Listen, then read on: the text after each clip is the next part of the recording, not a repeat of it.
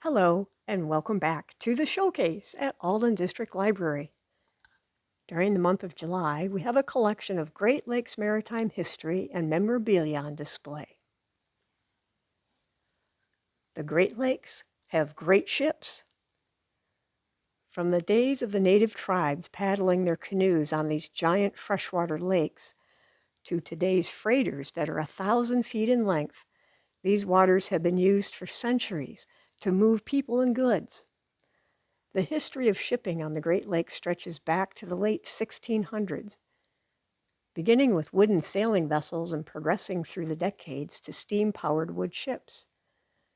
Then came steel vessels that made leaps in size with each generation of ships to the ones today that are the largest ever, propelled by powerful diesel engines. Lake freighters transport millions of tons of commodities that include the raw material to make steel, coal for electricity, stone for construction, and even grain for food. The number of freighters these days is a shadow of the years past, when there were hundreds of them from the 1950s to the 1970s. A visit to Sault Ste. Marie, Michigan offers a close view of freighters as they transit the Soo Locks. The first lock opened there in 1855, so vessels could ascend to the higher water level of Lake Superior from the lower water levels of Lakes Huron and Michigan. As ships, or boats as they are called on the lakes, regardless of their size, grew in length and width, so did the Soo Locks. Even today, a new lock is in the process of being built and plans to open in the year 2030. Now, let's go check out the display. This is an engine room telegraph. It was used in countless ships to communicate orders between the wheelhouse and the engine room. Each room had matching telegraphs that would mirror what the other one was set to.